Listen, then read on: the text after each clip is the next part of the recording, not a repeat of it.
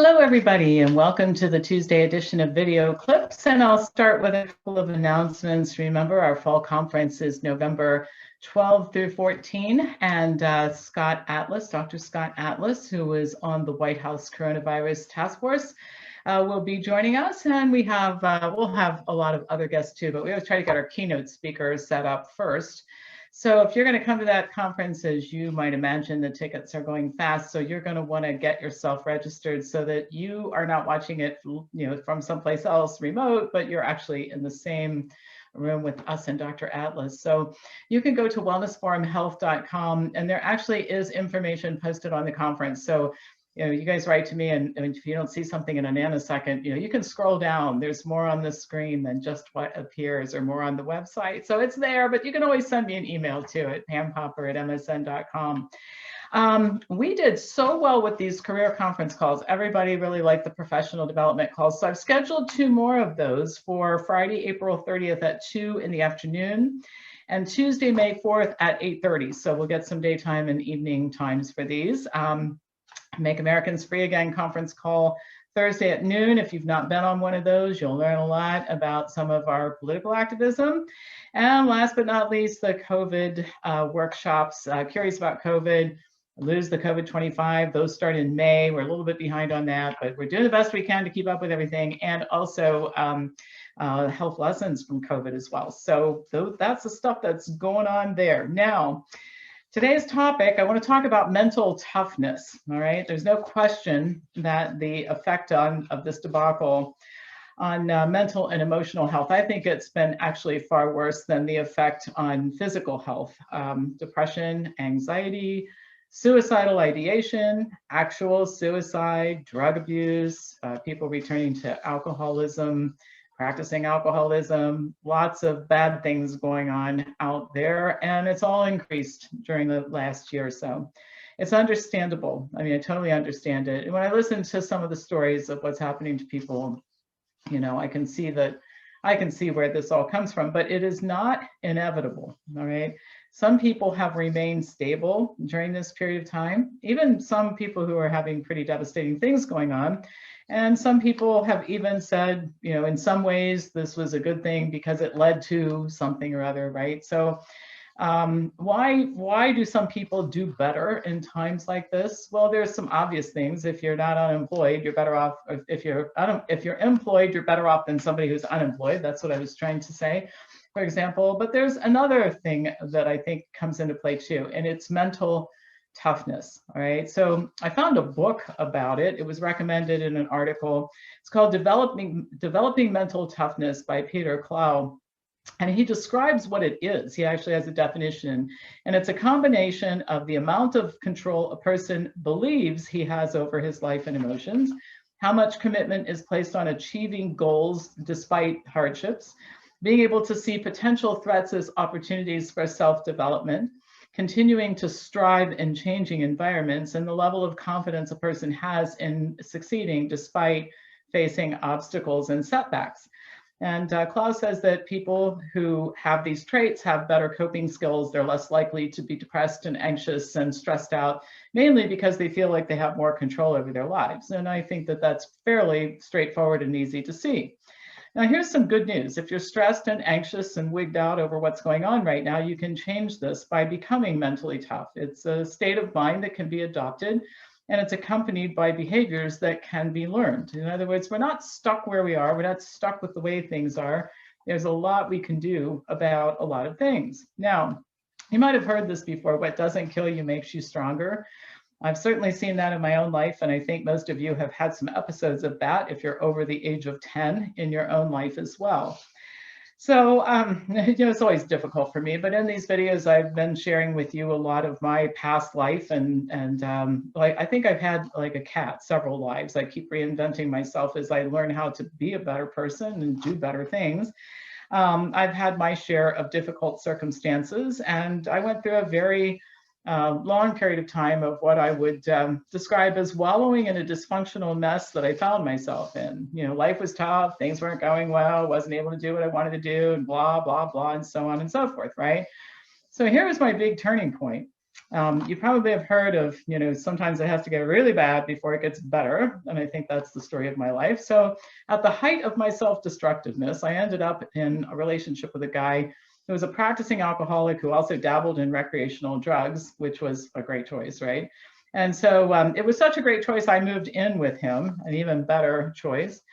And thankfully this was so long ago, it was 40 years ago, and I don't even remember all the gory details about it, and I don't want to, but I remember that he drank a lot. I drank more than I should have.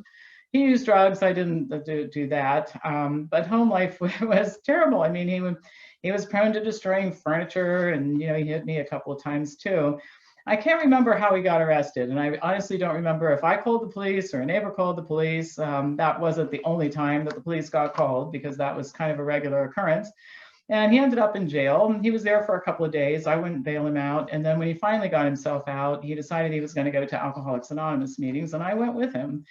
And, that was back in the days when I thought I could fix everything that was wrong with everybody. And that's sort of the role I think I was trying to play there. So while I was at that first meeting, somebody from Al-Anon approached me and invited me to go to one of those meetings for people who live with alcoholics or have relationships with them.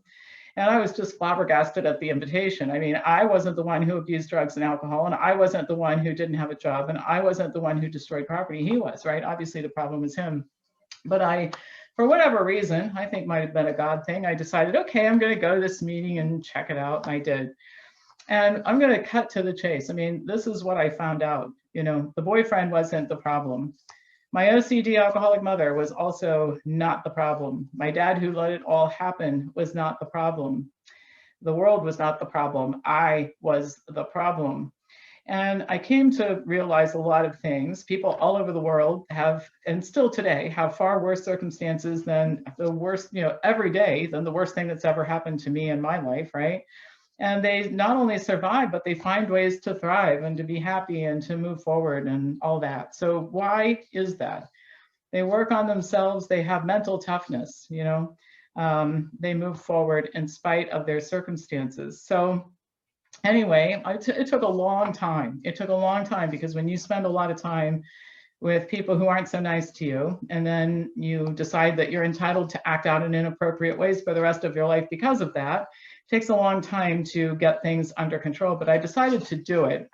And I decided that regardless of what was going on, I couldn't any longer go through my life just saying, well, because of this happening to me and this happening to me, and I'll get to what it has to do with today in a minute, that's my excuse for not doing what I should do. So I decided to grow up and grow a spine and turn myself into something. I figured I could do that if I wanted to. And I also had to work on believing that that was the case. And when I talk about believing, I'm not talking about affirmations and happy thoughts. Okay, you can't just think about being a productive person who gets things done and a person who's responsible for yourself, and then it is that way. You have to spend time reflecting on the state of things and your role in the state of things, and you have to make a list of your attributes and your faults and the things to work on and how you're going to change them. And then every day you have to do something about it. You have to remind yourself when you get up in the morning that you're doing something to make things different, not because out there is different, not because the person you're living with is different, but because you're going to be different, right? So I had to, avoid falling back into that trap, which I had had a lot of practice being in, that everything that was wrong in my life was somebody else's fault. And it started when I was born, right? Because that's just not the way it is if you want to be successful in life. So what does this have to do with COVID? Well, it's the same thing. I can't control the mother I had, and we can't control this mess that we're living in right now. I mean, we can do something about it. I'm doing something about it, but I can't make it go away tomorrow. So I have to find a way to live in this mess that we're in, right? So if you decide that you want to take this direction, I did. Even when this started, I guess I have to back up and say this. Even when this started, I had to make a decision about, am I just going to flee the country, or am I going to stay here and do something about it? So I started to Make Americans Free Again. I met a whole lot of new friends and new associations, and I have different ties to different people now. It's the best decision I made, was to plant myself here and do something about it. And I can say I'm one of those people that's happier. And that's been a great, opportunity for personal development for me too, in that a lot of the things that I'm doing right now for Make Americans Free Again, I've never done anything like this before. So I'm learning as I go, So if you decide to make the best of this situation and toughen up a little bit and make things better for yourself, now and in the future, perhaps one of the things that you need to work on first is confidence. Not by thinking happy thoughts, like I said before, but by doing what I did almost 40 years ago, spending time working on yourself to become the person you want to become, which can be almost anything. And I'm not talking about, when I say that, I don't mean being an astronaut or a nuclear physicist. I'm talking about becoming the person that you want to be and having the traits that you want to have, like patience and compassion and a positive attitude, even that, okay?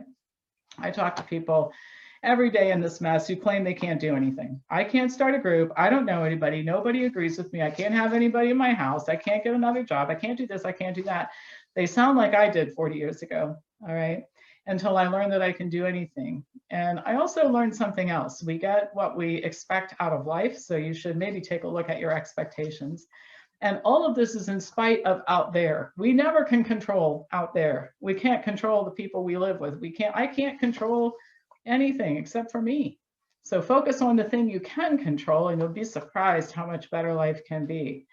So, I guess the place to start when I was doing this is to take a look around and figure out what's going on and where I am. And like I said, your strengths and your weaknesses, and then start making plans and follow through on those plans and practice every day. If you're going to learn how to play the piano, you have to practice every day. If you're going to learn how to be a different kind of person, and I don't mean from your core, there's nothing wrong with you, but I mean, if you want to change the way your life is by becoming different in terms of adopting different traits, you can do that, and you can make yourself into anything you want to be. And my goal for everybody is that one day we'll look back on all of this and say, what an awful time. Glad we survived it, but a lot of good things came from it. And I have to say, in spite of how awful that relationship was that I described to you, I'm glad I had it. It got me here. And I don't know that anything else would have maybe turned me around quite in the same way. So with that, this is all for now. Pass this on to anybody who you think would enjoy watching it. I have heard from some of you who say, you're some of the juicy stuff you used to talk about, you're not talking about, that's the Wednesday, Friday stuff. So if you're not a subscriber to that in the newsletter, you probably are missing a lot of the juicy stuff. So send me an email at pampopper@msn.com and we'll make you a subscriber right away. Have a great day. I'll be back to you tomorrow with more news.